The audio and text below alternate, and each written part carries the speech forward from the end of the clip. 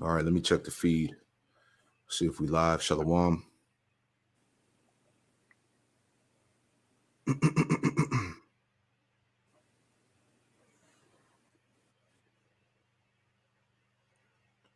All right, shalom, shalom. Bear with us.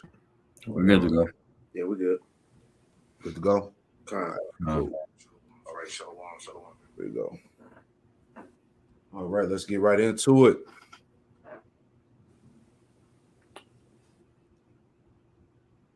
Elon Musk taking drastic action as the new owner of Twitter, following through with massive job cuts, employees learning their fate by email. ABC's Rena Roy is live for us in California. Goddamn, by the email. Damn. Elon Musk taking drastic action as the new owner of Twitter, following through with massive job cuts, employees learning their fate by email. ABC's Rena Roy is live for us in California as some former workers are now fighting back with a class action lawsuit. Rena, good morning. Janae, good morning to you. That's right. Thousands of people are now without a job, including some that work on U.S. elections to help police misinformation and malicious content on Twitter. That's according to Politico, and this is coming just days ahead of the crucial midterm elections. This morning, nearly half of Twitter's workforce waking up without a job. The massive layoffs coming 1 week after Elon Musk's takeover of the social media giant. Thousands of workers getting the same email Friday morning, reading in part, "Today is your last working day at the company." Musk explaining this action is unfortunately necessary to ensure the company's success moving forward.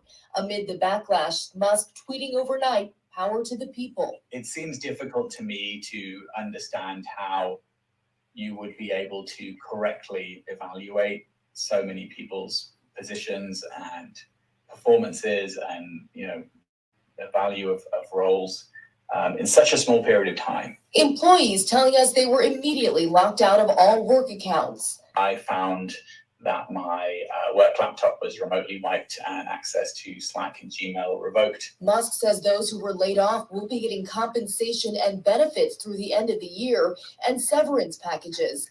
But many are vowing to fight back, filing a proposed class action lawsuit against Twitter in federal court. We're hopeful that we don't need to litigate this case for months or for years.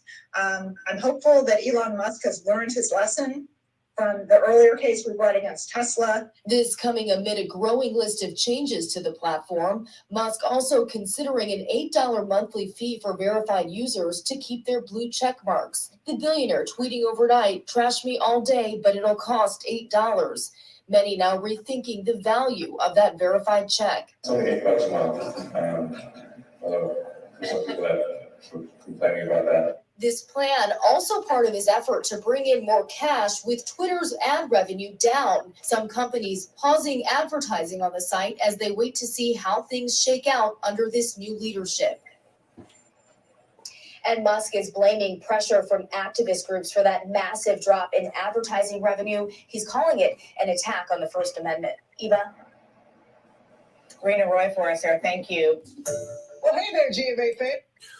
All right. Shalom, shalom. All right. GMS Charlotte back at you with another live lesson through the Holy Spirit, the Rakakwadash. And before we get started, okay, we want to give all praise, honor, and glory to Yahweh, Hashem, Yahweh Shai, Hashem, Rakakwadash. Hey, double honors to the apostles and elders of Great Millstone who taught us his truth. Double salutations to all you Akim out there laboring, the house of David, the elect, that's pushing his word with all truth, righteousness, and sincerity. Shalom to you, brothers. Shalom. Shalom, shalom. All right, so we back at you with another lesson through the Holy Spirit, Rakakwadash. And we just want to get into this thing, man. This is news and prophecy. Okay. Famine of the word and no work for Egypt. All right. And all these things are happening at one time. All right. People are being cut off from work. As the scriptures tell us that there would be no work for Egypt. We're going to get that scripture as well. And this is heavy times. All these things are the signs of what? Of a failing economy. All right. Of a failing system. All right. And all you people out there that put your hope and trust in Egypt, all right, is going to lead to your shame and confusion. We might as well start with that. Somebody give me that real quick. Isaiah 30. Okay. All right. It's going down out here, man. All right. People out of work. All right. We're going to get into the diesel shortages. Okay. The famine of food. Hey, 2023, basically, as we were talking about this lesson last night, this is all preparation for 2023. Yeah, hell. Hey, 2023 is going to be a hell of a year. You got Trump. He just announced he's running for president. Mm-hmm.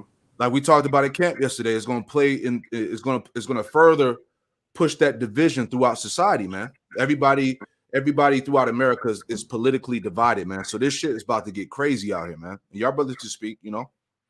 Okay. I got that scripture for you. Go ahead. This is Isaiah 30:1.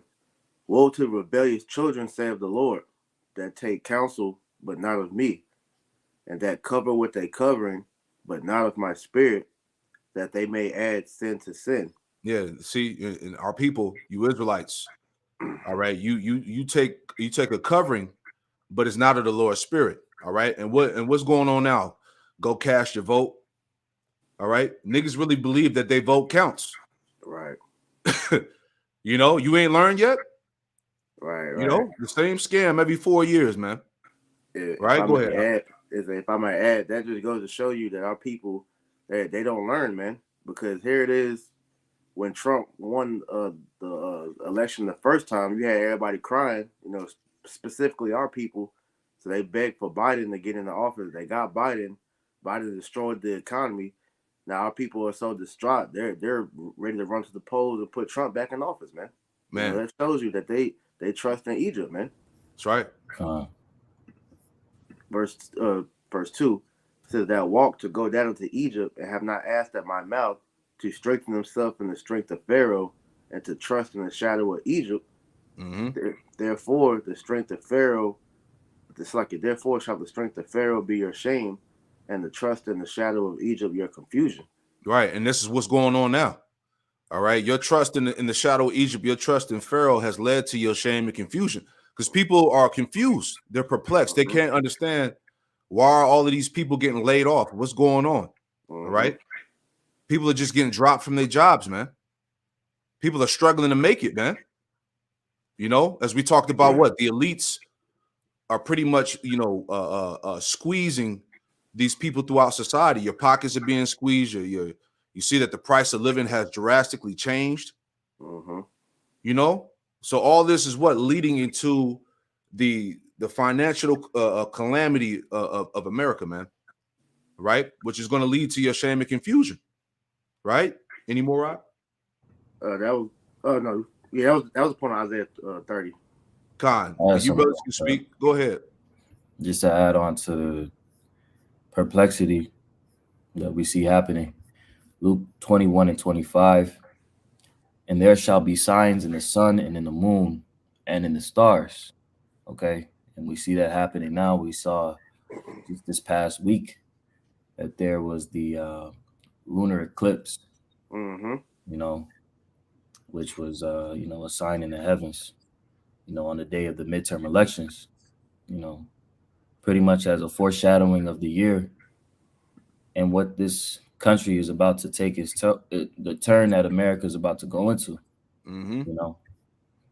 And upon the earth, the stress of nations with perplexity, the sea and the waves roaring. Now, when you look up this word perplexity in the blue letter, it is G640, aporeia. And when you look up the root word of aporeia, it's G639, aporeo.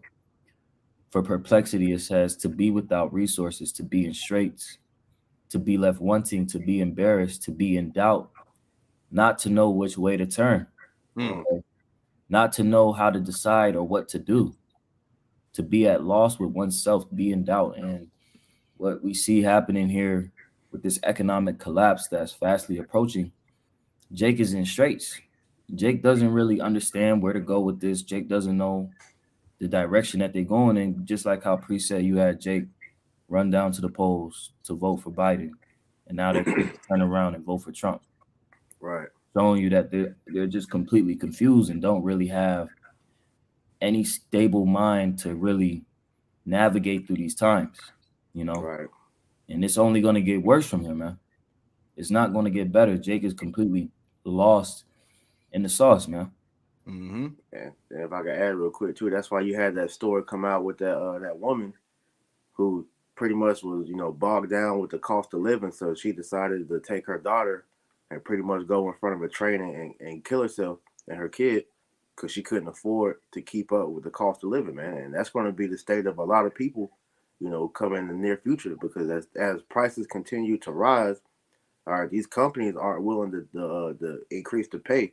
Because that's all I hear at my job is people asking, is the job going to, increase, our pay, because things are getting higher, man. Gas is getting higher, food is getting higher, so these jobs are not paying, anymore or any different. So it's making everything harder. That's it, man. Hey, get Isaiah 33:6 before I play this clip real fast. Mm-hmm. All right. The book of Isaiah, chapter 33, verse 6. It says, "And wisdom and knowledge shall be the stability of thy times, and strength of salvation. The fear of the Lord is his treasure." Right. So wisdom and knowledge should be the stability of our times, man. So as things worsen out here in America, if you don't have the wisdom, knowledge, and understanding of the scriptures, if you don't have the true covering of Yahweh Shem Shai, you're not going to have any mental stability. All right, when this shit gets hard out here, man. Right. Like I showed in the screen real quick. All right. Here comes programmable dollars. New York Fed and 12 banking giants launch digital dollar test. All right. So they're getting ready to take away paper money, man. All right. Everything, as you already know, is going digital. So my point, when as life as you know it is about to change, and if you don't have the stability through the Holy Spirit, you're not gonna make it out here, man. Just to make that example of Priest, what he was just going into. All right, that woman couldn't afford the price of living anymore, so she lost it, and she took her daughter and went right in front of a train and killed herself. Right, and that's gonna be the mindset of a lot of people out here that put their trust in their bank account, their carnal riches, your degrees that you got, all your accolades that you achieved in the world. All that shit is not going to matter, all right, once it's all taken away. Then what are you going to have to lean upon? You see that? But the sincere, the ones that believe in the Lord, they got the spirit. They got Yahweh Shai, man. We're going to lean and trust on him, because that's the only thing that's going to get us through these times that's coming on the earth, Okay. I had a precept for you right quick, Elder, if I may. You got it, bro. Proverbs 11:4. Riches profit not in the day of wrath, but righteousness delivereth from death. Ooh, you got it, brother. Speak on it. God. So just like how the elder was saying, man, like all these things that Jake is clinging onto, right, it's not going to profit them in the times that we're coming into. You see, only Yahweh Shem Shai, this truth, is going to be able to be of any value, to be of profit, of worth in that day. Yeah. It stood the test of time. That's it. Right. I got something real quick. You got something? You can play that first, and I can get it. All right, I got you. Our badges, they taking our vests and making us hand over our vests, bro. I ain't gonna lie, this shit is crazy, man. This shit is crazy, man. Like, we really just getting walked out right now, bro. Like, I didn't think that the 10,000 people being... Hey, you can hear the confusion and distress in his voice. He's like, yo, what the fuck's going on? And that's going to be the mindset of thousands, millions of people around the world. That perplexity, that confusion, man. They're like, yo, what the fuck? Like, how am I? What am I supposed to do? How am I going to work? How am I going to eat? You see what I'm saying? That uncertainty is really about to plague these people out here. And if you don't have the stability of the Holy Spirit of Yahweh Shema Shai, you're going to be through out here, man. This is what we're trying to tell you. You see that? You got it out. Okay. Yeah, that's perfect for that Ecclesiastes 12 then. Yep. I'll hold that then. This is Ecclesiastes 12 and 3. Well, I started 2. It says, while the sun or the light or the moon or the stars be not darkened, nor the clouds return after the rain, in the day when the keepers of the house shall tremble. And who are the keepers of the house? All right, those are the people who watch over the economy, man. Mm-hmm. You know, your economic strategists, your top investors. You know, the people who are over Wall Street, right? These would represent the keepers of the house, the people who watch over the economy. All right, and what's being pushed? Buy gold, you know, buy up gold, silver, Tangible objects. tangible objects. You know, people see that the stock market is pretty much up and down, and you know, and Altazawam, you can speak on that. You know, Yeah. Just to add on to that, if I could share my screen, did you want me to go into that right now? yeah, if you got something to say on there, if you want to share anything real quick before the brother goes back to the Ecclesiastes 12. Okay. You know, No, I'll just speak on it right quick. Go ahead. There was a posting from Investopedia. Damn, I just had it. Bear with me one moment. No, take your time. You know, Yeah, I just had it. I'm gonna play that clip again too. Our badges. They taking our vest. They're making us hand over our vest, bro. I ain't gonna lie, this shit is crazy, man. This shit is crazy, man. Like, we really just getting walked out right now, bro. Like, I didn't think that the 10,000 people get. Boom. Come on, man. You know, you found it out. Yeah, I got it. So you had the International Monetary Fund warn of a worsening economy when they had their G20 ahead of the G20 summit, and pretty much they highlighted that the S&P 500, the Standard & Poor 500 index, which is pretty much like a more accurate depiction of like average everyday Americans, how they're doing. Mm-hmm. It said that the S&P 500 index in the first 9 months of the year fell 24%. Only 5 full calendar years have had a worse annual return. 3 years in the Great Depression, all right, in the 1930s, plus 1974 and 2008 when the global financial crisis hit. So pretty much they're alluding that the fact that what we see happening now is on par with the past recessions and depression. Yeah. That's the direction that is, that we're going into. Right.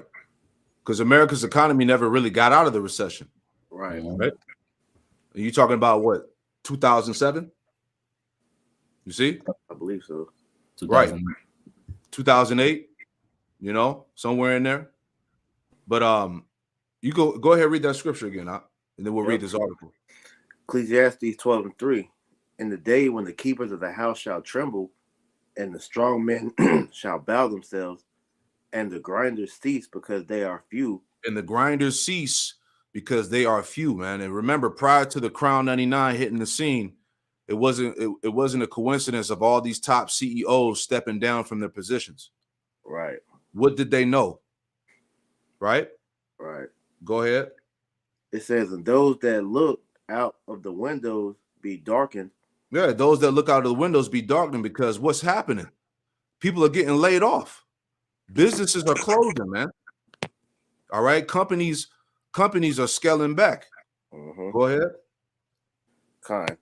It says, and the door shall be shut in the streets when the sound of the grinding is low. You see that? And the door shall be shut in the streets when the sound of grinding is low. All right. That's the lack of jobs, the lack of work. All right. We live in a gig economy. People have 4 or 5 side jobs just to make ends meet now. Right. You know, go ahead. When the sound of the grinding is low, he shall rise up to the voice of the bird, and all the daughters of music shall be brought low.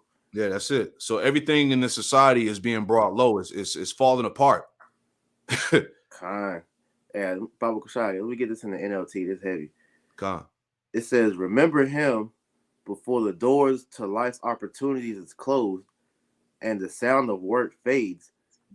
Now you rise first at the chirping of the birds, but then all their sounds will grow faint. Just pretty much going into it. All these jobs are pretty much going to be non-existent in these upcoming days, man. Because as you said, man, these companies are pretty much going belly up, man. So it's going to be harder and harder for people to find work out here. That's it. I'm gonna scroll through this article real fast. All right, this is from the NOQ report. All right, this came out November 17th, about 3 days ago.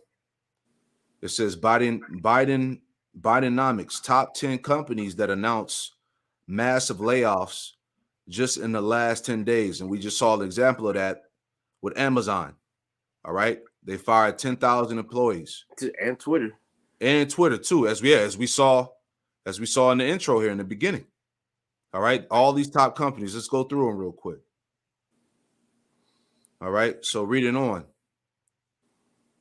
And it reads, it says, have you noticed that the pace of layoff announcements has gotten rather fast and furious lately?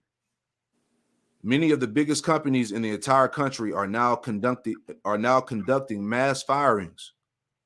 And this is reminding many analysis of what we witnessed back in 2008. You see, it's the spirit. Mm-hmm. During the Great Recession, millions of Americans ultimately lost their jobs. We will see a similar thing happen. Will we see a similar thing happen this time around? Let's hope not. But right now, the signs are not encouraging. All right. No hope for Egypt, man. No. You see what I'm saying? No restoring this place. It says the following are 10 major layoff announcements, which have all happened within the past 10 days.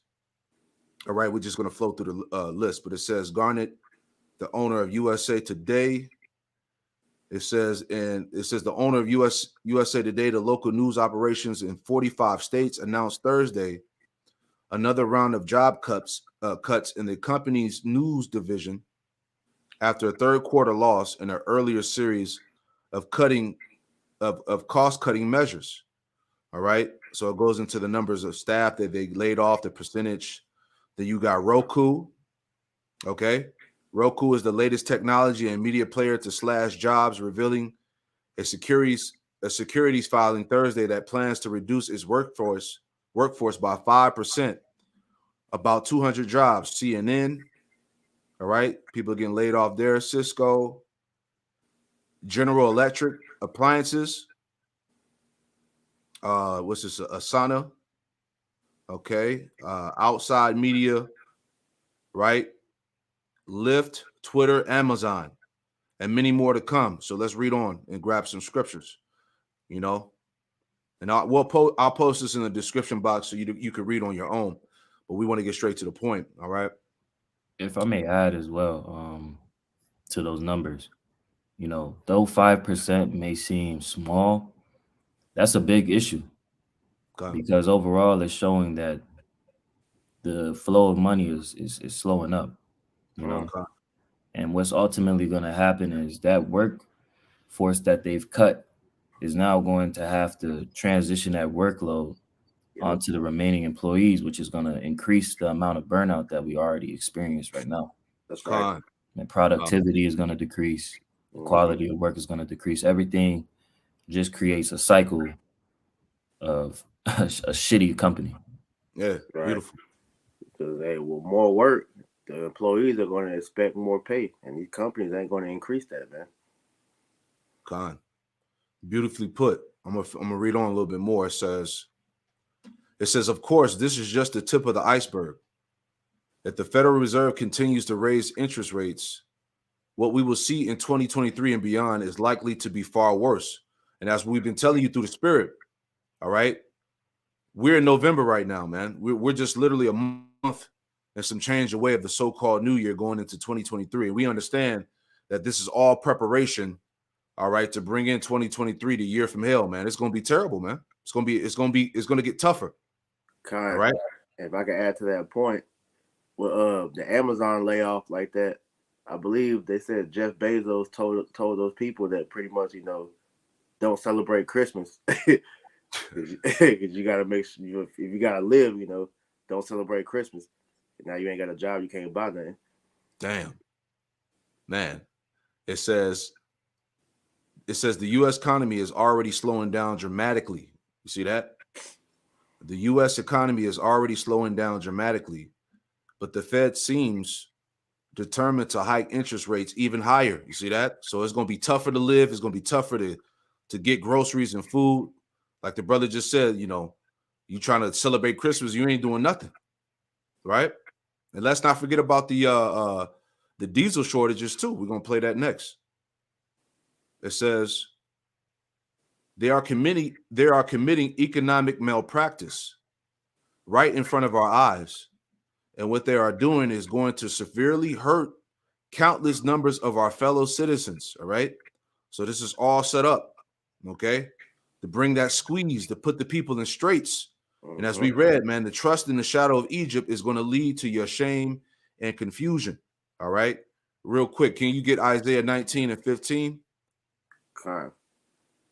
This is real quick. You said Isaiah 19 and 15?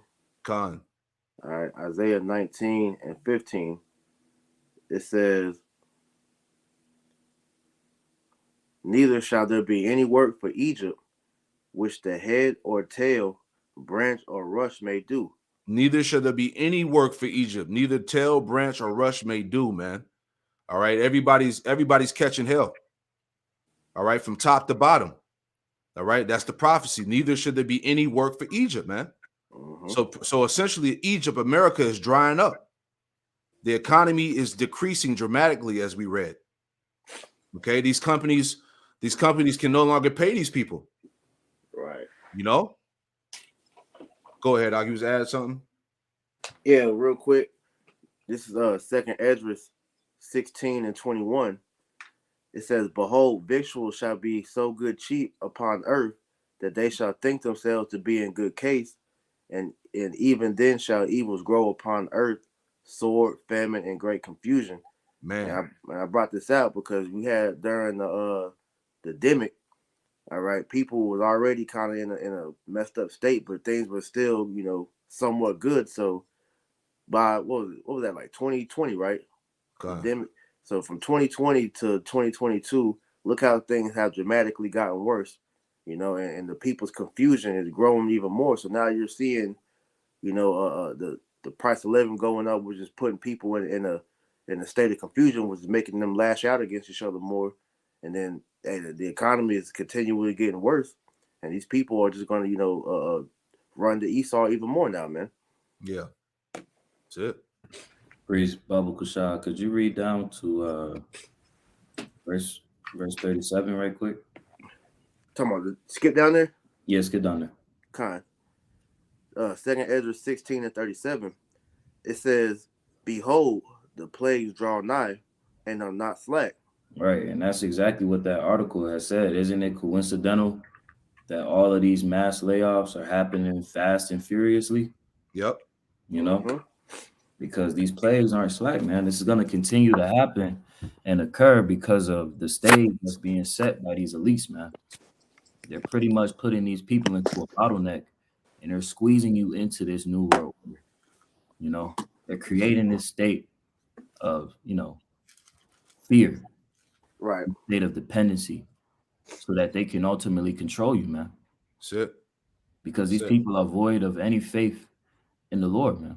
They don't have any stability other than Esau, Edom. They trust in Pharaoh. They trust in Egypt. Con. And that go back to how. Go ahead, Slacky. Go ahead. Slacky, I was gonna say that go back to the example that we got shown a couple of years ago when they shut the government down, and you had all the people crying for Trump to open the government back up. This is the same thing, but way worse, because with this thing going on, the economy is not going to go back. You know, once they shut this thing down, that's going to be it. You know, which is what they want. Yep, exactly. Hey, can you read Isaiah 19 and verse 4? Since we were just talking about that, how, you know, the elites are putting that pressure on. This is Isaiah 19. I started 3. Go ahead. It says, "In the spirit of Egypt shall fail in the midst thereof." And we see that now. People are losing hope. People are losing hope and trust in the system, man. The spirit of Egypt shall fail in the midst thereof. Nobody believes Biden. Nobody trusts these politicians or nothing. And that's spirit, because then the NLT just argued the first part. It says, "The Egyptians will lose heart, and I will confuse their plans." Ooh, man. So back in the King James, it says, "And the spirit of Egypt shall fail in the midst thereof, and I will destroy of the counsel thereof, and they shall seek to the idols, and to the charmers, and to them that have familiar spirits, and to the wizards. And the Egyptians will I give over into a cruel, it's like into the hand of a cruel Lord, and a fierce king shall rule over them, saith the Lord of hosts." Right. So Yahweh Shema Shai, you know, he's using these elites to put on that squeeze to choke the people out. Mm-hmm. Right? Are they not the left hand of the Lord? Because at the end of the day, it's Yahweh Shema Shai that's guiding all of this. That's right. Isaiah 45:7. The Lord said he controls the good and the evil. Mm-hmm. All right. So this is the judgment of Babylon the Great, man. All right. Which the Lord is allowing the elites, all right, to draw this place out. Okay. So we're gonna play this clip real quick. Y'all brothers have anything else? We'll get into this real quick. All right, before we move on. Just adding in to the topic of no work for Egypt. Okay.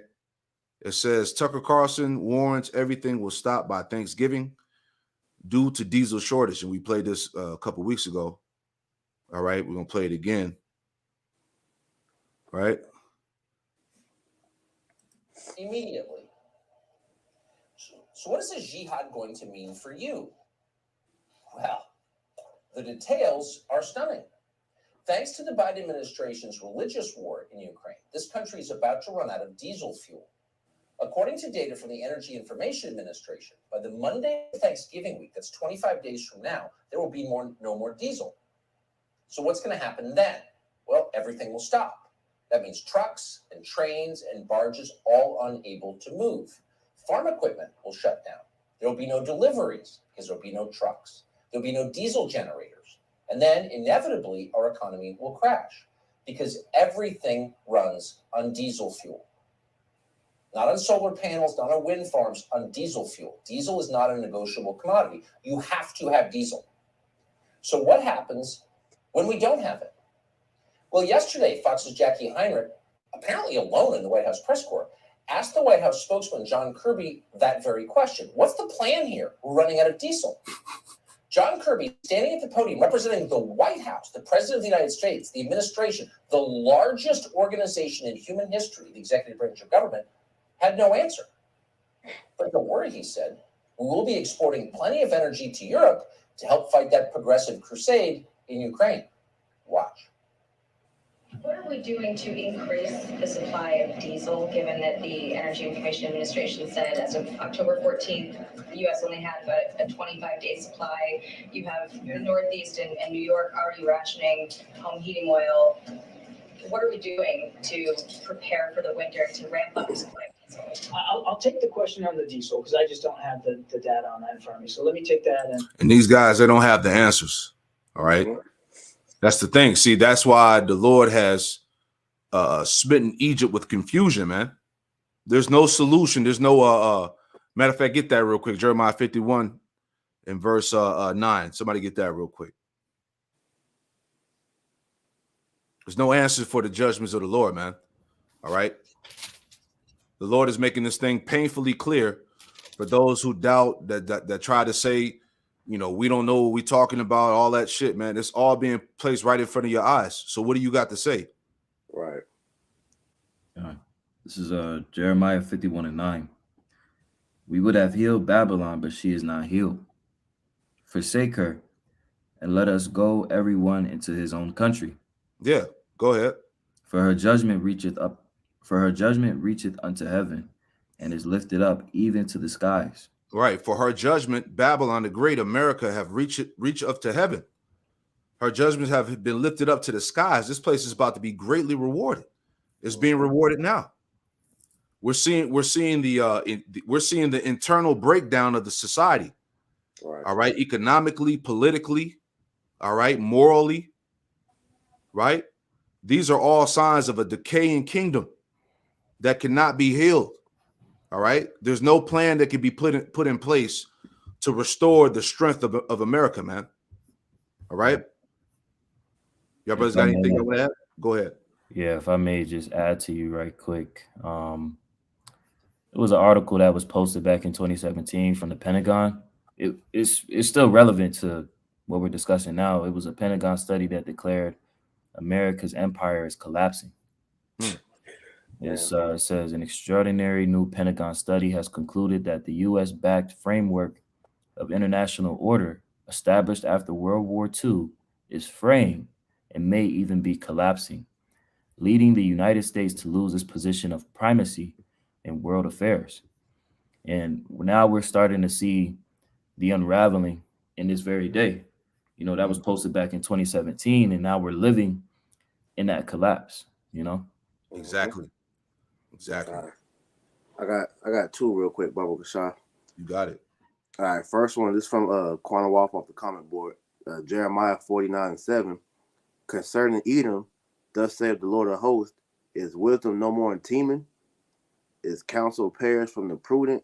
Is their wisdom vanished? Because at the end of the day, these Edomites don't have the answer to try to save their economy, man, to save their kingdom. Because see, the Most High is doing this, systematically to implode Babylon from the inside out, which is going to solidify its destruction, man. That's it. Because even though we know these elites are purposely doing this, we know that it's Yahweh Shimei Shah ultimately using this as a means to destroy, Esau's kingdom. That's it. And then one more. This is Isaiah 36:6. Lo, thou trusteth in the staff of this broken reed on Egypt, whereon if a man lean, it will go into his hand and pierce it. So is Pharaoh king of Egypt to all that trust in him, right? Because this country is broken, and there's no, as we just read, there's no healing to Babylon the Great. For all our people who trust in this kingdom, man, it's going to be to your detriment, man, because the Lord is going to destroy this place, whether you know it or not, man. Yeah, and all you that want to continue to stay on the ship, you're going to go down with the ship, just like the Titanic. That's it. Play some more. And we'll get back to you on that. But writ large, the president has been working very, very hard to make sure that we're that not only are we ready for fluctuations that could come, and of course the prices are going down, and we think that's important, but that we are also doing what we can to help our European friends and partners who are also going to be facing a long, cold winter. We have doubled our commitment. The commitment he made in March for natural gas exports to Europe, we doubled that commitment in terms of actual, getting things over there, getting natural gas over there. And we are working with foreign suppliers of natural gas and oil to see if we can't help our European partners diversify their own storage and supplies. So just pause and savor the irony here just for a moment, because now everything is irony. They've been telling you for decades, since Al Gore left the White House, that the single greatest threat to the world was warming. And because of their efforts to fight warming, you are in danger of freezing.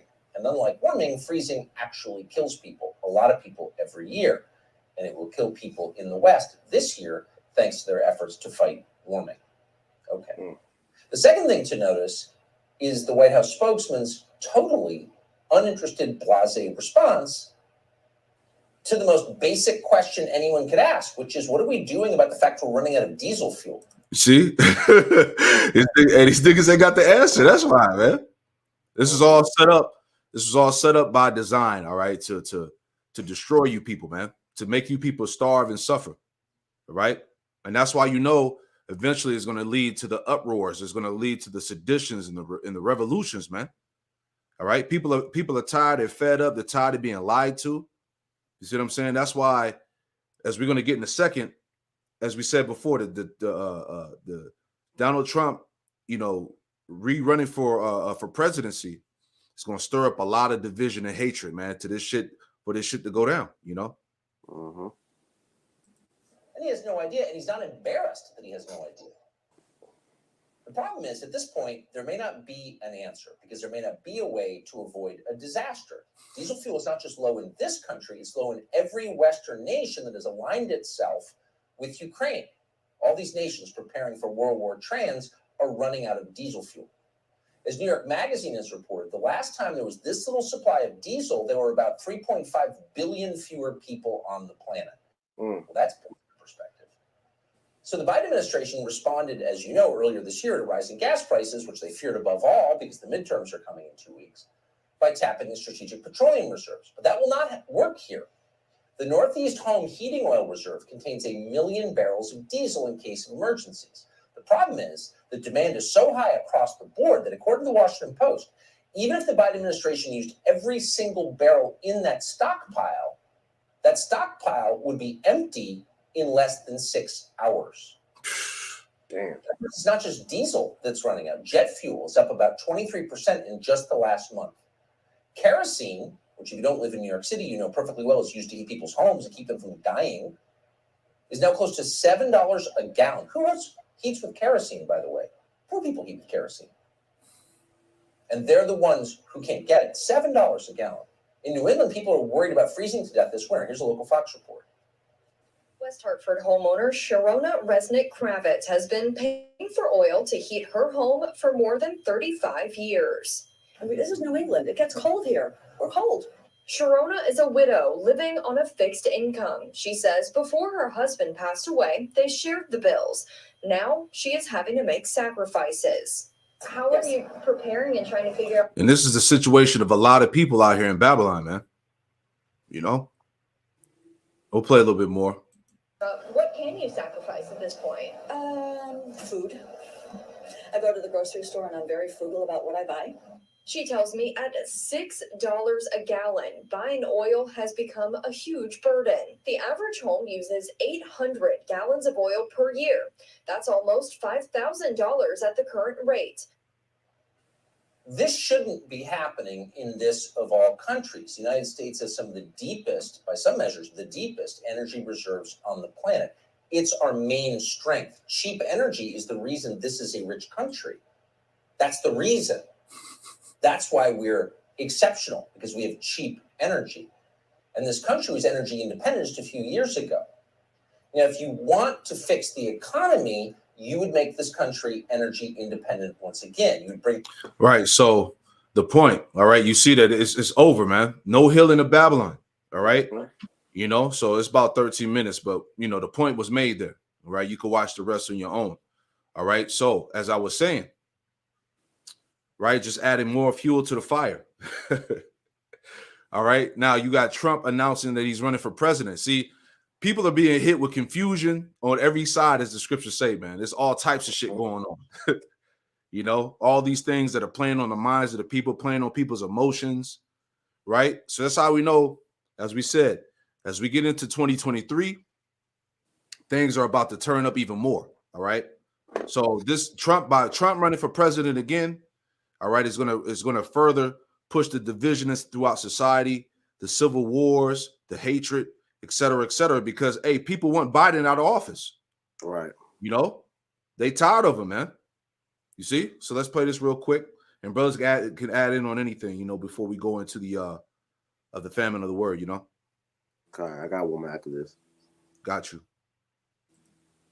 From Election Day 2024, and for the last 2 years, Donald Trump has been claiming the 2020 election was stolen from him, but the former president is now officially ready for 2024. Last night, he announced he is running to get back into the White House, and he does it in the face of legal troubles. And after just a couple days from a disastrous midterm where many of the candidates he endorsed were defeated or underperformed. Chief Washington correspondent Major Garrett was at Mar-a-Lago for the announcement, and he joins us now from Palm Beach. Major, you've seen a lot in politics, but you've never seen this. Good morning. What was it like? All right. So somebody give me real quick. Get Isaiah 19:2. Right. You know, we're not gonna play that whole clip. I just wanted to let that run for a few seconds. All right. Give me Isaiah 19:2 by Rashad. This is Isaiah 19:2. And I will set the Egyptians against the Egyptians, and they shall fight every one against his brother, and every one against his neighbor, city against city, and kingdom against kingdom. Right. So 2024 is supposed to be the election year, right? Mm-hmm. So as we go into 2023, it's going like you're gonna see the division, the Egyptian versus the Egyptian, Esau versus Esau. Esau's politically divided. You know, through political views, religious views, whatever the case is. Because right now, the energy that's being the energy that's being set down in America is that you either with Biden or you with Trump. You see what I'm saying? That's the energy that's being pushed right now. Who you with? You see? So that's the division that's here, man. All right, Egyptian versus Egyptian. Go ahead, Doc. No, I was gonna add as well, even within these various, within the two parties, there's even division amongst themselves, So it's just mass division. If I may get a quick precept right fast. You got it, brother. Let's see. Somebody hold Mark 3:23. That's the spirit. I'm about to get that right now. Con. This is Mark 3 and verse 23. It reads, and he called them unto him and said unto them in parables, how can Satan cast out Satan? Bear with me one moment. And if a kingdom be divided against itself, that kingdom cannot stand. Right. And if a house be divided against itself, that house cannot stand. Break it down. It's a little bit more. And if Satan rise up against himself and be divided, he cannot stand, but half an end. Okay. So the division that we see being stirred up right now, man, like this is the sign that this man's system is collapsing, man. Here it is. We have in this country all these problems that these people cannot agree upon. It's at the point to where they're just divided, and they just are their actions are speaking for themselves that this is a society that's collapsing. Because at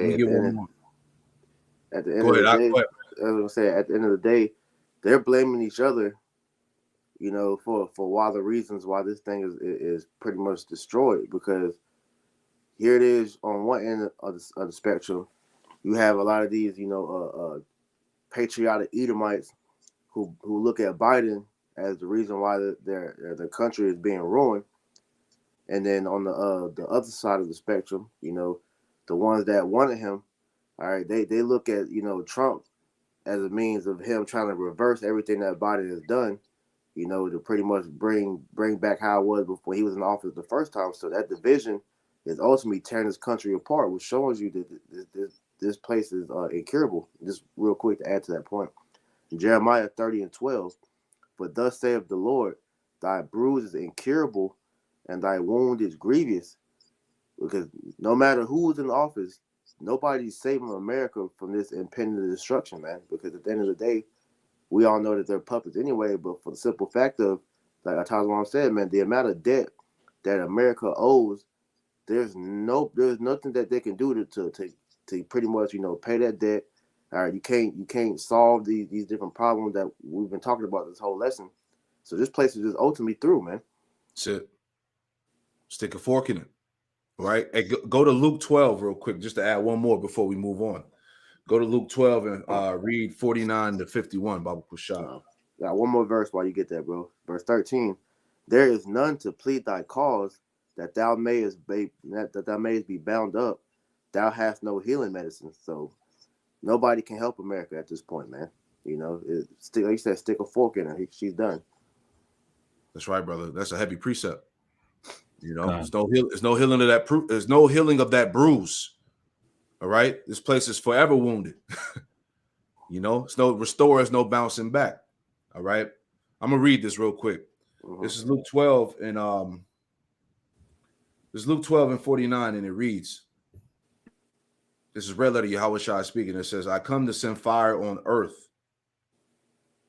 It says, "And what will I if it already be kindled?" Verse 50, "I have a baptism to be baptized with, and how am I straitened until it be accomplished?" All right, verse 51, the point. Suppose ye that I come to give peace on earth. I tell you nay, but rather division. All right. So this division that's playing out through society, this is all the spirit of Yahweh Shema Shai. All right. And as we were saying at camp, that shows you that the Lord is not with the whole unity spirit, man, all coming together. Right? The Lord is with division, separation. Verse 52. Luke 12:52, it says, for from henceforth there should be 5 in one house divided, 3 against 2 and 2 against 3. The father shall be divided against the son, and the son against the son against the father, the mother against the daughter, and the daughter against the mother, the mother-in-law against the daughter-in-law, and the daughter-in-law against her mother-in-law. You see that? So within the house, there's going to be division, and we've seen that through what? Crown 99. Exactly. That Crown 99 divided up the household, man. You wasn't able to come to the cookout. You couldn't come to the wedding, the barbecue, or none of that. The baby shower, you was banned. You see what I'm saying? It's the same way now. Your political beliefs, who you believe in, who are you, Democrat? Are you Republican? Are you a liberal? Right. Division amongst that. You see what I'm saying? What are your religious beliefs? What do you believe in? Right. You know, so it's division on every side, Jay. Hey, and with Trump, you know, putting his hat back into the presidential race, man. For those that, you know, family members that oppose that, that's going to create a lot of friction within the House too, because they looked at Trump as you know, the reason why everything went to shit the first time. So with him running again, the same ones that want him back in office, they probably going to cut them off for real this time. But just to add another point to that as well, with Elon Musk taking control over Twitter again, he has allowed Trump to get his Twitter account back, which is just further, you know, adding to the point of where they're monitoring who aligns with his belief, because he's putting on the persona like he's you know, he's for America. So these you know, these Edomites that are for America that are going to come up against the government, you know, because as we know with that whole January 6th situation, which was staged, he's setting the stage for that categorization so that Esau knows, you know, who to come with, you know, come down upon. Exactly. I got a quick one for you. Revelation 12:10. And I heard a loud voice saying in heaven, now is come salvation and strength and the kingdom of our power and the power of his Hamashiach. For the accuser of our brethren is cast down, which accused them before our power day and night. Which you always go into that accuser being the pretty much the categorized, man. You know, yep. So that he knows who to put where, so that he knows who to come after, man. Exactly. Everything to categorize everybody, man. It's all being set up, you know. And I just put this up in the screen because in this article, I'm not going to read it, but it talks about how Michelle Obama is entertaining the idea of running for president, right? You know, so if that shit happens, just hey, just imagine the division and the things that's going to happen when that goes down. You know, if it were to go down, you see what I'm saying? So I show that just to show you that confusion is being amplified, man. This thing is going to go out epically, man. All right. So anyway, so segueing onto the famine of the word. Let's talk about that too, because all this plays hand in hand. All right.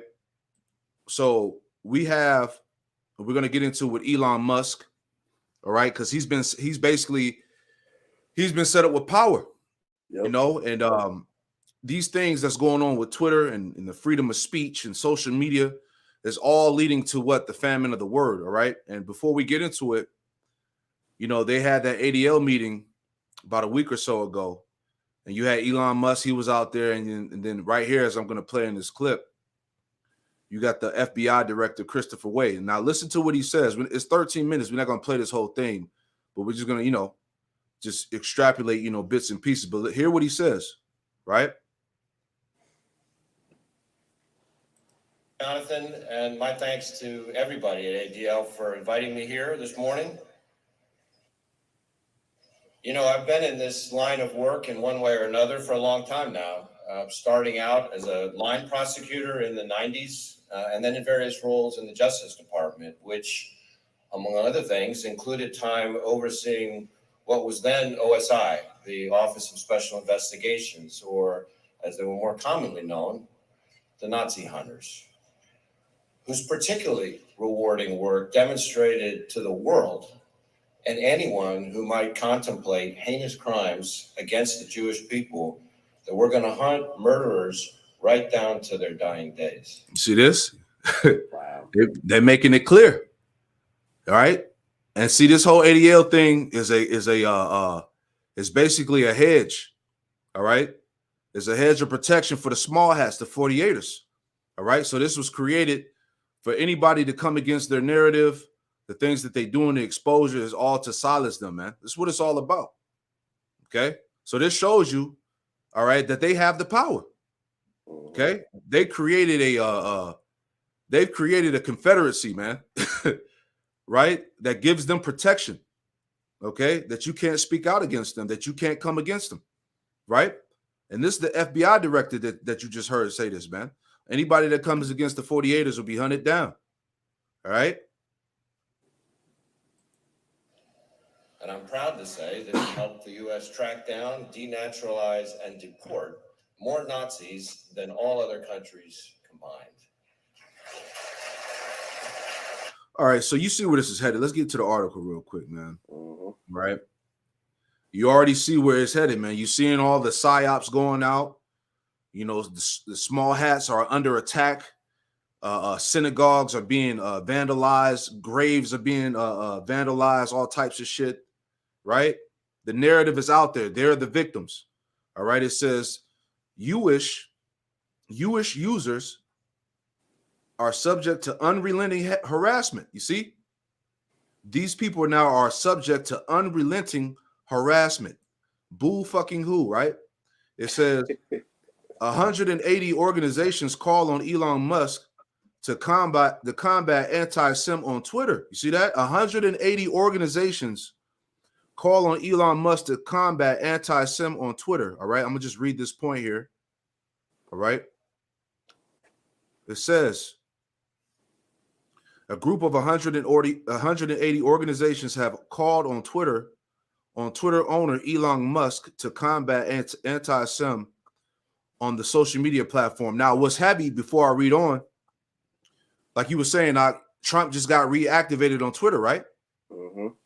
And then what was the other guy, Andrew Tate? Didn't he get just reactivated too? Yep.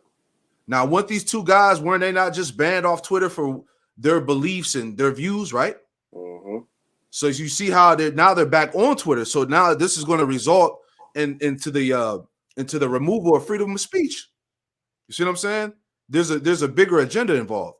Right. So it's not a coincidence that these two main guys that were hated by the world are activated back on Twitter again. You see? You got to see between the lines.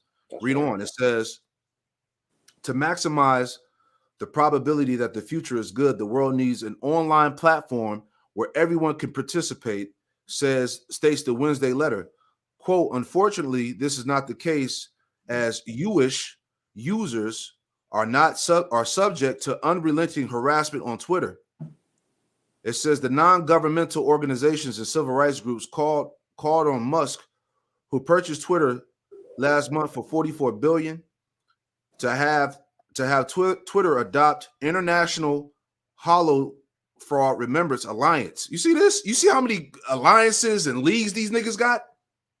You know, to have Twitter adopt the International Hollow Fraud Remembrance Alliance, IHRA, definition of anti-Sim that has been adopted by dozens of countries, including the United States. The point. All right, let me highlight it. The point here. All right, it says the IHRA definition is anti-Sim is a certain perception of the Druze, which may be expressed as hatred towards Druze. Rhetorical and physical manifestations of anti-Sim are directed toward the Druish and non-Druish individuals and or their property, toward Druish community institutions and religious facilities. You see that? So they've created a whole hedge of protection for these goddamn devils. All right, because hey, we're getting ready to see, okay, these videos, the exposure, our videos removed off the platform, man. And this is why, before we get the scripture, Amos 8 up. Before we get the scriptures, I got to read this too, because it all goes hand in hand. So this is from republicworld.com. It says, Elon Musk announces Content Moderation Council. You see all these damn confederacies, councils, leagues, all right? All because of what? The truth. Elon Musk announces Content Moderation Council for Twitter. Here's what it means. Content Moderation Council of Twitter includes advisory groups that look at topics online such as online safety and harassment, human and digital rights, etc. All right. One more point before we grab the scripture. All right. It says the point. All right. Bear with me. I thought I had it highlighted. All right. It says Musk in the tweet, although noted that, quote, no major content moderation change or account reinstatements will happen before that council convenes. He also clarified that no major decisions will take place before the council convenes first and hold an extensive discussion. While there are no details offered by Twitter's new owner about how the Content Moderation Council will work, here's briefly what it means for the platform, all right? And we ain't got to read all that. So we know that, in the lack of better words, that this is leading to the famine of the word, and freedom of speech is about to change, man. That's right. All right, go ahead. I'll get that real quick. Okay. Hey, you got it, bro? Go ahead. Oh, I was gonna add, if I may, also to You can add. Go ahead. Pertaining to the fact that Elon Musk is even allowing these guys to get back onto these platforms, further empowers these people to have reason to do exactly what they're looking to do.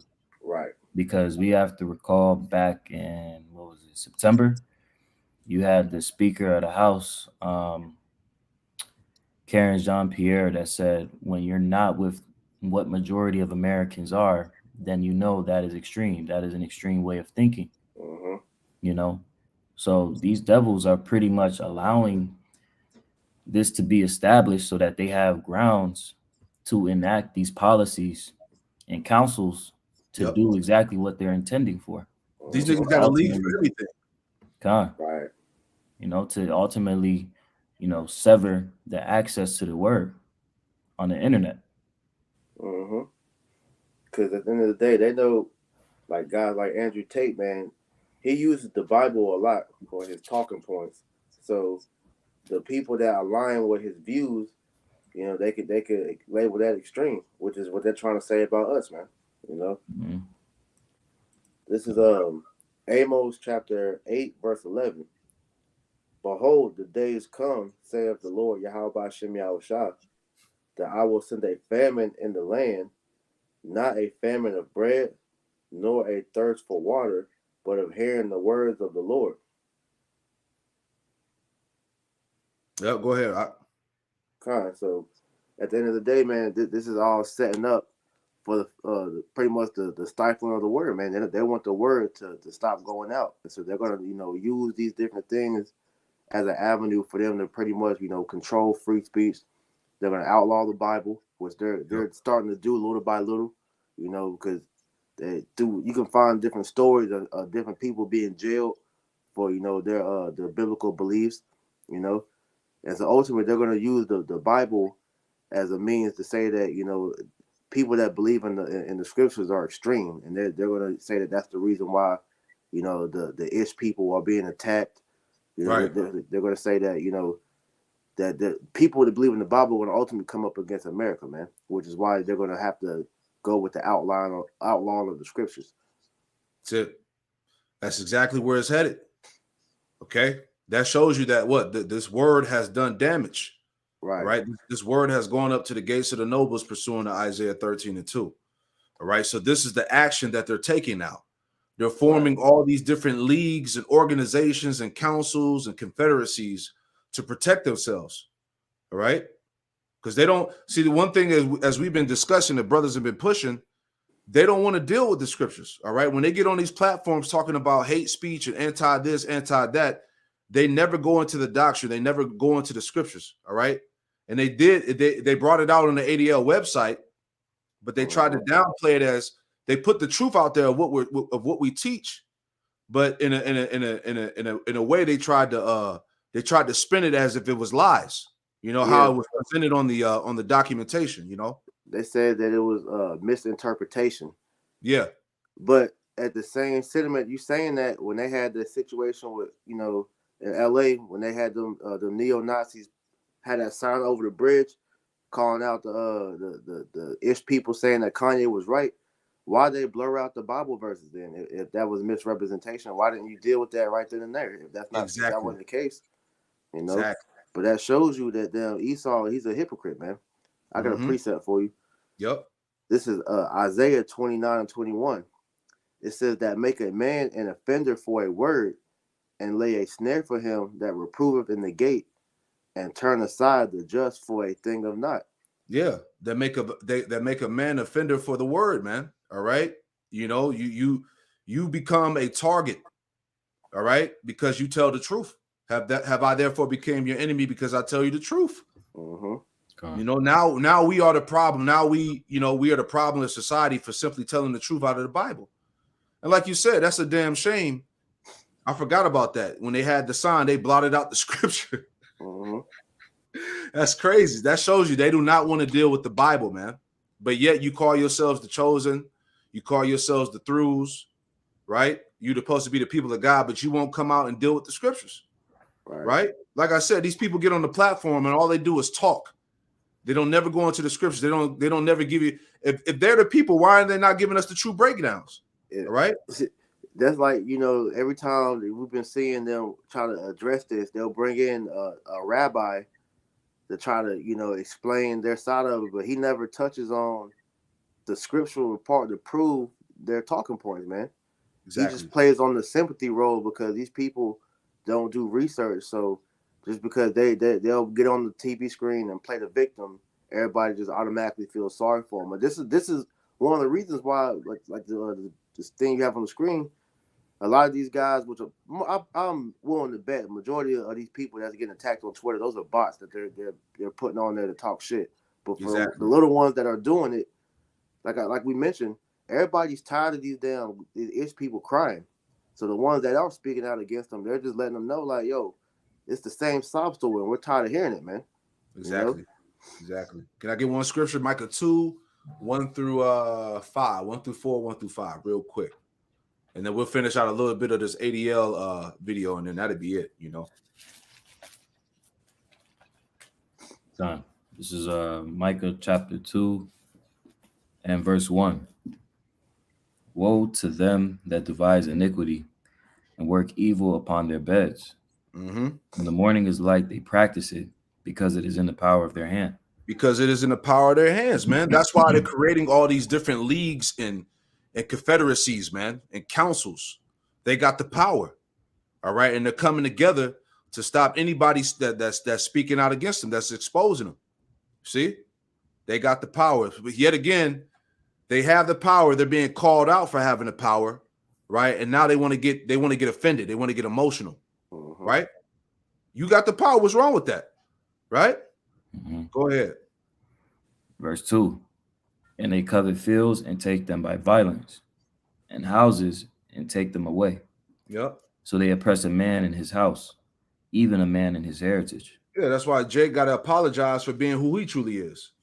He got to get on the platform and say sorry to these niggas, right? For announcing that he's an Israelite, man, that he's a Hebrew, right? Right. Go ahead. Verse 3. Therefore thus saith the Lord Yahweh, behold, against this family do I devise an evil, from which ye shall not remove your necks, neither shall ye go hotly, for this time is evil. Right. So the Lord said you should not remove your necks. You're not going to slither your way out of this one. Right. You crying all over the internet and all over the media trying to play the victim. This shit ain't going to work. Now, the Lord is forcing you to deal with the truth, man, to deal with the scriptures. All right. That's why this nigga's forming all types of leagues and shit, making teams. Right. You know, go ahead. Verse 4.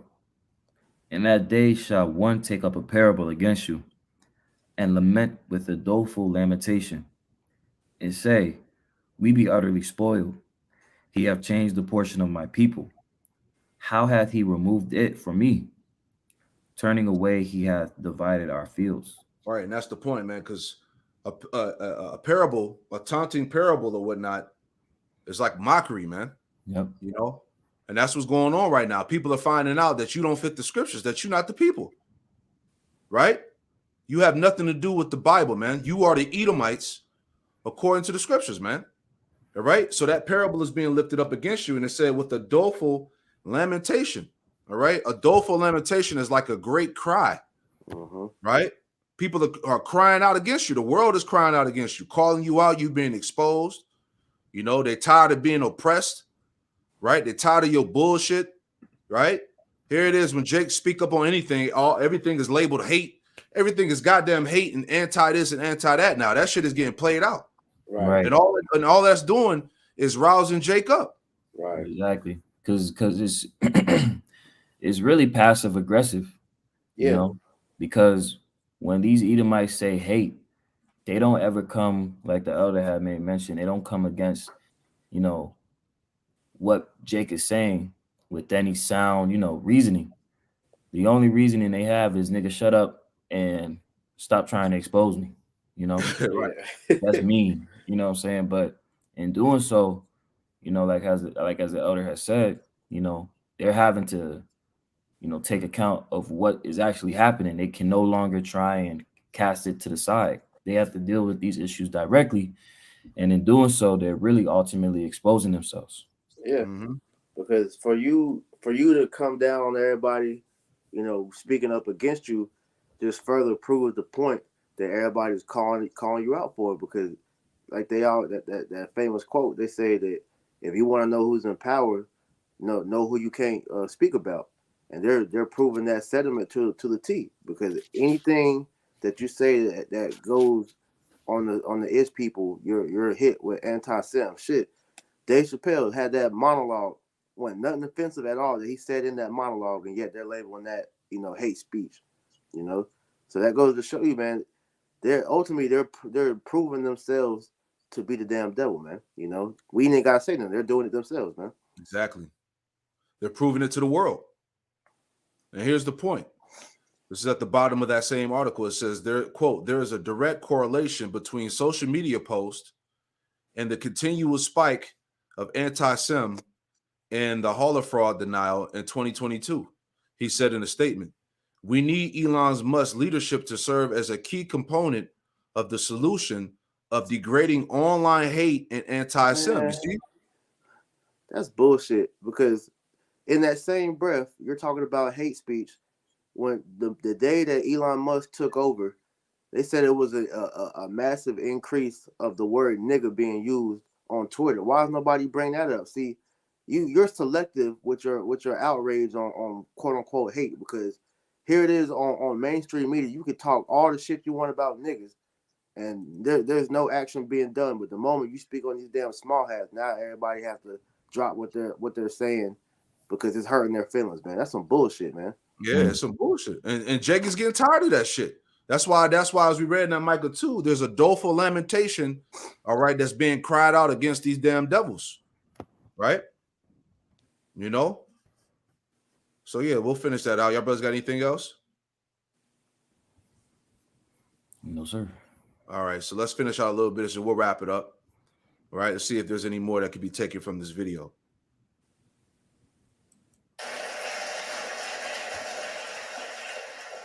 And much like the work we're doing together today, that effort both required and benefited from a close partnership with the Jewish community.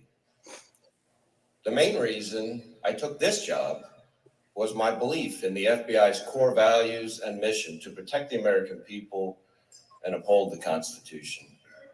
And I think our mission goals gel very well with yours, to stop the defamation of the Jewish people and to secure justice and fair treatment to all.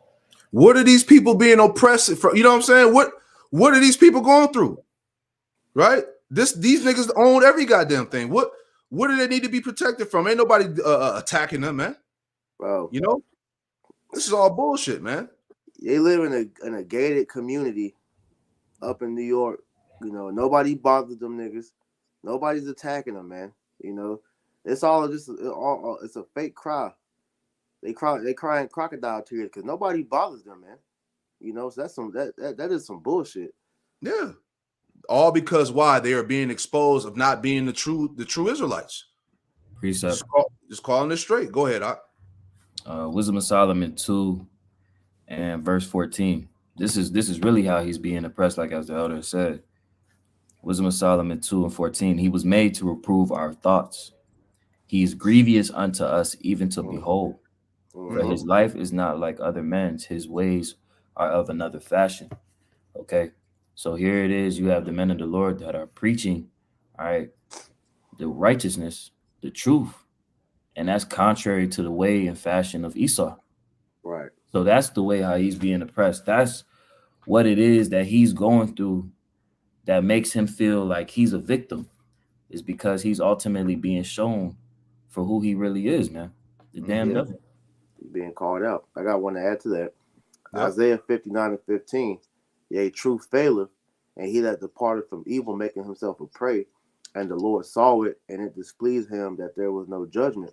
So pretty much anybody that is speaking the truth and that is going against these devils' narrative, all right, they're being labeled as hate speech, terrorists, extremists, because they all want you to fall in line with what they want, man. So the moment that you come up against the narrative that they have set out for the whole world to follow after, now you're looked at as an enemy to them, because like you said, they're being called out, because the world has the ish people under a magnifying glass now, because everybody's now trying to figure out who you really are. Now that you got Jake coming out and saying that we are the true people, and he doesn't want that, because like you said, he's being shown that he's a counterfeit, man. He's a liar. That's it. Hey, give it real quick before I play on. Go to Deuteronomy 32 and verse 29. Or Deuteronomy 33, verse 29. Kind. Deuteronomy 33 and 29. Happy art thou, O Israel, who is like unto thee, O people, saved by the Lord, the shield of thy help, and who is the sword of thy excellency, and thine enemies shall be found liars unto thee. And thy enemies shall be found liars unto thee. All right. Mm-hmm. This is why they shook. This is why, all right, they're trying to play the victim, because our enemies are being found as liars. Go ahead. It says, thy enemies shall be found liars unto thee, and thou shalt tread upon their high places. Yeah, and it says, thou shalt tread upon their high places. And in my sword, under that same precept, it says, conquer their places of worship. Right. So going back to what them strongholds, the lies, this fake ass Christianity, these false religions, you being the chosen people, it's all being conquered by the spirit of truth. That's right. All right. And that's one of the reasons we've been such great partners in fighting to stamp out the recent uptick in hate crimes in the U.S. Because both of our organizations understand what can happen when hate is allowed to fester and grow. At the Bureau, we confront that reality from the very moment we bring someone new on board. And I want to thank the ADL today for your support in conducting the training that all of our new special agents and intelligence analysts participate in at the U.S. Holocaust Memorial Museum. See, that's the whole league. They all involved with this. Right. And if I could add one quick point, because the history of the ADL has came out and shown that they were only formed to protect the ish people from their crimes, man. Yep. So you had it was the main reason it was started from an event where you had a small hat, who was a pedophile. He got caught, and so they formed the ADL to pretty much cover it up so he didn't get prosecuted. And then just from there, it snowballed to what they are now, man. But it's nothing more than just a front to protect them devils from their crimes, man. It's a cloak, right? It's immunity, right? Going back to Cain, let me get that point, right? This is Genesis chapter 4. All right, this is Genesis chapter 4, verse 14. I start at 13. Genesis 4 and 13, and Cain said unto the Lord, Yahweh Shema Shai, my punishment is greater than I can bear. All right. So Cain did that wickedness by lying to the Lord and slaughtering his brother. And now he's trying to run away from the judgment. Right. Verse 14, but behold, thou hast driven me out this day from the face of the earth. And from thy face I shall be hid, and I should be a fugitive and a vagabond in the earth. All right. So unto this very day, he's still on the run. Right. It says, and it shall come to pass that And it shall come to pass that everyone that findeth me shall slay me. All right. This is why you got a defamation league. This is why you got that immunity, that hedge. Because hey, now you seeing that you're being called out. People are coming after you by revealing and exposing you. You see that? Everyone that findeth me shall slay me. And it says, verse 15, yeah, because people are waking up. It says, in the Lord, verse 15, Genesis 4:15, and the Lord, Yahweh Shema Shah, said unto him, therefore, whosoever slayeth Cain, vengeance shall be taken on him sevenfold. And the Lord set a mark upon Cain, lest any finding him should kill him. You see that? So going back to that hedge of protection that Cain had, right? It's the same thing through what? These councils, these leagues that are being formed. This is a way of him having that hedge, that immunity. You know? If I could add real quick, the Elder Malcolm said on the comment board, the ADL is like a foreigner screaming diplomatic immunity in a strange land when they commit a crime.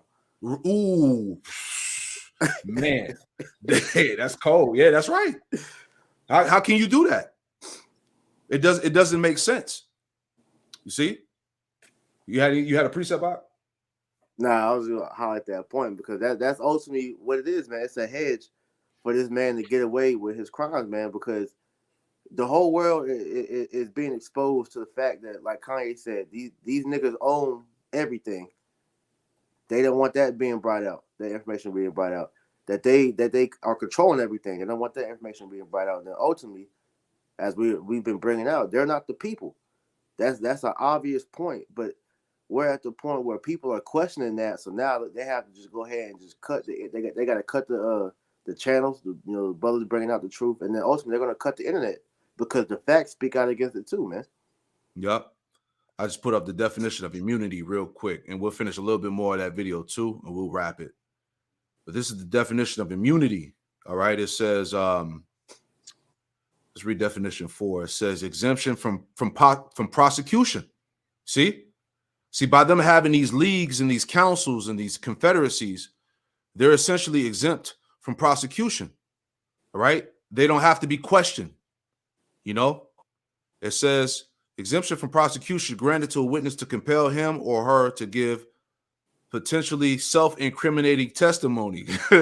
That's why they won't deal with the scriptures. Right. All right. Because if they dealt with the scriptures, they would be fully exposed. All right. So all this stuff is a distraction to keep people away from the scriptures, man. Okay. It says that otherwise could not be compelled because of the constitutional right against self-incrimination. It says exemption from being sued. Like you said earlier, priest, you know, they formed this thing to cover up their crimes. They can't be sued. Hey, Elder Malcolm just posted some small hats. I forgot. I don't know if it was in New York, New Jersey. They got exposed for sex trafficking. Yeah. Right. You have remember years back they struck my video and I brought out that you had a Edomite, or not Edomite. Well, he wasn't Edomite, but a small hat that got arrested for selling he was selling baby foreskins like pork rinds, man. You know. So anything that they do, bro, is covered up automatically just off the strength of they're the small hats, so they can just get away with it, man. Which shows that they're the ones in power, man. That's the immunity, man. Let me finish this out. Hey, give me Tazamak just posted Psalm 73:5. Get that real quick. Yeah, I read it says exemption. It says exemption from obligation or responsibility in any respect. And this is what they have. This is the power that they have. Exemption from obligation or responsibility in any respect conferred by law or a sovereign act, the ADL. Freedom from legal liability, exemption conferred as from public service or charges or from penalty for any particular act of course or conduct, like you just said, priest, right? This nigga was selling foreskins, baby foreskins as pork rinds, man, right? You had these small hats that just got rounded up and sex trafficking. You didn't hear none of that on the mainstream news. Nope. Right? It says hence special privilege. All right. Liberty to do or refrain from doing any particular thing. Exemption from any natural or usual liability, man. So they got it, man. See? Give me that real quick. Psalm 73:5. They are not in trouble as other men, neither are they plagued like other men. You see that? They're not in trouble as other men. Neither are they plagued as other men because they have the power. They have the hedge. They have the immunity. They can get away. See? Mm-hmm. Because of your work, our new agents and analysts confront the reality of just how widespread anti-Semitism and the willingness to turn hate into action really are. Your work reminds our young people what's at stake, why we all, particularly those of us in law enforcement, must aggressively counter anti-Semitic violence everywhere it appears. Our FBI historian recently pulled the course evaluations written by the very first new agent class to visit the Holocaust Museum more than 20 years ago. And I found one of them particularly striking. That new agent, again, a little over 20 years ago, wrote, "The part that lingers in my memory is the photo of the police officer and the German SS officer standing side by side, and the police officer was failing to protect his own citizens." Yeah, we ain't gonna get into that shit, man. Y'all get it. Yeah, We're gonna leave it there, man. We ain't even about to play into this sob story shit, man. All right. The point is there, man. Lord willing, the lesson is edifying. You know, this show was edifying to all those that tuned in, man. So this is the time we in. All right. No work for Egypt, and ultimately the famine of the word. All right. They're gonna come even more aggressively as we enter into 2023 on these platforms, YouTube, our videos. All right. So this thing is really at the it's at the boiling point. It's at the climax. This thing is really about to go down. That's you right. know. Y'all brothers got any closing words? He said everything. That's it, man. So hey, we pray that this live show was edifying to all those that tuned in. This is the times we in. Take heed. All right, we're gonna close it out by giving all praise, honor, and glory to Yahweh, Yahweh Shai, Bahashem, Kakadash. Hey, double honors to the elders and apostles of Great Millstone who taught us his truth. Double salutations to all you Akim out there laboring in the house of David, the elect that's pushing his word with all truth, righteousness, and sincerity. Shalom to you, brothers. Shalom. Hey, shalom. Bahashem Kakadash. Shalom.